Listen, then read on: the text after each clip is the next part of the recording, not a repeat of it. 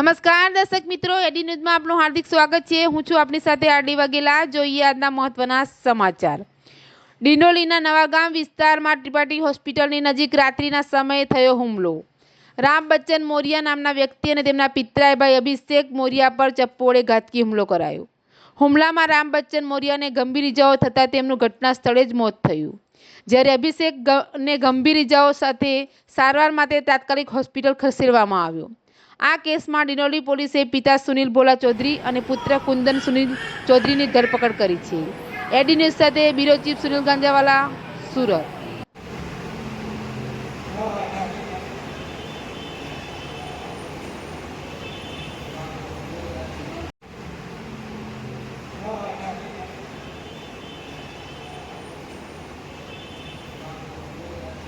આરોપીની ધરપકડ કરી છે। શું કહેવાય?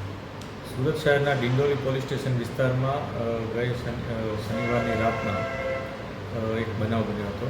આ બનાવમાં જે ભોગ બનનાર છે એમની હત્યા થઈ હતી, જેને લઈ પોલીસે હત્યાનો ગુનો નોંધી અને આગળની કાર્યવાહી હાથ ધરી હતી। પોલીસે તત્કાલ કાર્યવાહી કરી અને બે વ્યક્તિઓ, એકનું નામ સુનિલ ચૌધરી અને એકનું નામ કુંદન સુનિલ ચૌધરી, આ બંને બાપ દીકરા છે। આ બંને જે આમાં કેસમાં આરોપી છે, બંનેની ધરપકડ કરી છે અને આગળની કાર્યવાહી અત્યારે ચાલુ છે। શા માટે હત્યા કરવામાં આવી હતી?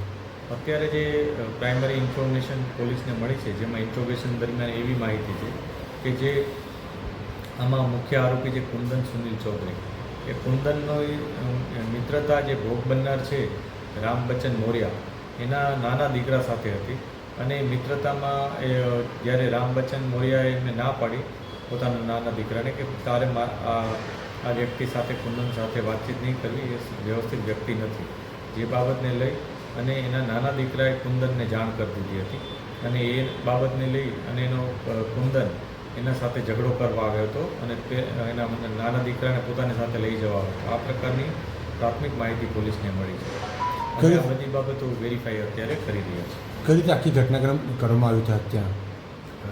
જ્યારે કુંદનને એવું ખબર પડી કે એના મિત્રના ફાધર છે રામ બચ્ચન, એ પોતાના વિશે એટલે કુંદન વિશે એના મિત્રને આવી રીતના વાત કરે છે, એથી ઉશ્કેરાઈ ગયો હતો અને ઝઘડો કરવા આવ્યો હતો।